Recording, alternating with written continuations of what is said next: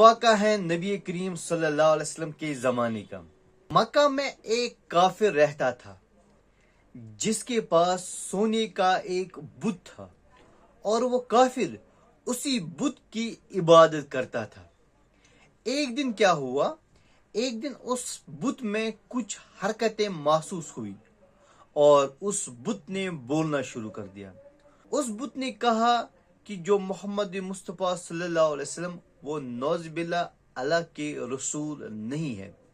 جیسے ہی اس کافر نے سنا محمد اللہ کے رسول نہیں ہے تو وہ باہر جا کر اپنے لوگوں کو بلایا اور کہا کہ دیکھو میرا خدا کیا بول رہا ہے۔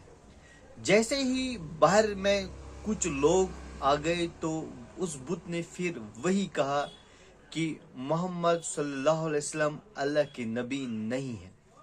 تو پھر ان لوگوں نے آپس میں مشورے کر دیا کہ ہم کل سارے مکہ کے لوگوں کو بلائیں گے، ساتھ میں محمد مصطفیٰ صلی اللہ علیہ وسلم کو بھی بلائیں گے تاکہ ان کو بھی یقین ہوگا کہ اصلی خدا تو یہ بت ہے۔ دوسرے دن سارے مکہ کے لوگ آ گئے اور ہمارے نبی بھی آ گئے۔ جیسے ہی ہمارے نبی داخل ہوئے تو اس بت نے بولنا شروع کر دیا۔ اس بت نے کہا، اے مکہ کے لوگوں، اللہ ایک ہے اور محمد مصطفیٰ صلی اللہ علیہ وسلم اللہ کے رسول ہے۔ اس کا دین سچ ہے، جو وہ کہتا ہے وہی سچ ہے، اس لیے تم اپنے بت کی عبادت کرنا چھوڑ دو اور اللہ سے ڈرو، اللہ کی عبادت کرو۔ جیسے ہی اس کافر نے یہ سب سنا اس کو بہت غصہ آیا تو اس نے اس سونے کی مورتی کو زمین پر پٹک دیا اور سارے لوگ وہاں سے چلے گئے۔ ہمارے نبی وہاں سے چلے گئے تو راستے میں اسے ایک گھڑسوار مل گیا جس کے ہاتھ میں ایک تلوار تھی اور اس تلوار سے خون بہہ رہا تھا۔ تو ہمارے آقا محمد مصطفیٰ صلی اللہ علیہ وسلم نے اسے کہا کہ آپ کی تلوار میں خون کیسا ہے، آپ کون ہو؟